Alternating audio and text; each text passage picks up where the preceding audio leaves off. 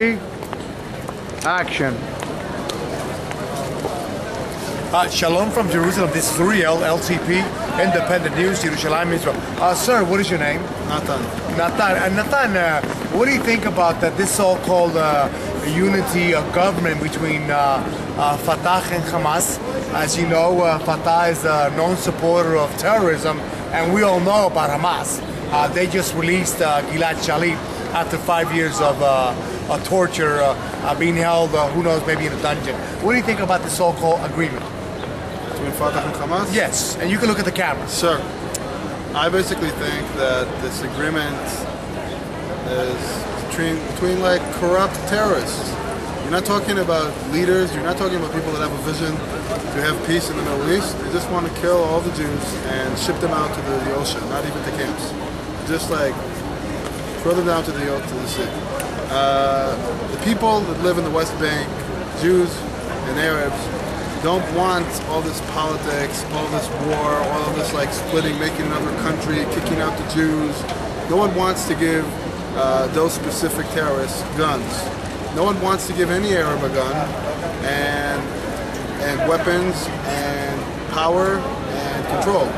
And anyone that's thinking that you're gonna have peace by giving terrorists guns, you're just gonna, or missiles or tanks, you're just gonna get more Jews killed and more anarchy and chaos in all of the Middle East, especially in Israel. You know, if we go a little back when the Bush administration was in the White House, they actually were the ones that told Abu Mazen to hold elections. And here comes Condoleezza Rice and meets with Abu Mazen, and she tells him, look, you need to hold elections. Lo and behold, Hamas won, and they have taken over the Gaza Strip, basically, and no longer Fatah is in power there. So there's basically a power struggle between both factions. Now, one final question. What do you think about the Iranian threat that they're posing, not just to Israel, but to the surrounding nations right here in the Middle East? I believe strongly that learn from the people that live in your surroundings. Meaning, a lot of people that live in the Western world and people in Israel think that they're living in the Western world, they're ignorant. They tend to believe that because we have like fancy roads and new cars and nice big buildings that we're living in a Western country. We're not living in the Western country, we're living in the Middle East.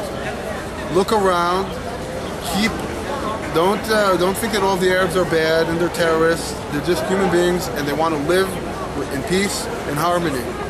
Okay? Start giving stupid ideas of like giving someone a country, giving people power, giving people guns. You're going to give the wrong people control, and it doesn't only talk about Iran, it's about everything. You're giving people want to just make money, raise a family, you know, go to sleep, wake up in the morning. People don't want to start, we're living in new times. Now, Iran doesn't want to blow up Israel. Iran doesn't want to do anything to Israel.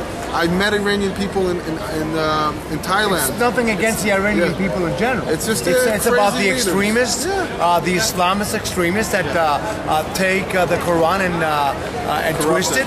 And well, I can quote the Quran to you. It says, "Oh Abdullah, if you see a Jew hiding under a rock, go kill him. If you find them behind a tree, go and kill him." Yeah, also. but and you know that's just Hamas right there, and that's in the Hamas charter. But anyway, this is Uriel, LCP, Independent News, Yerushalayim, Israel. Shalom. Anyway.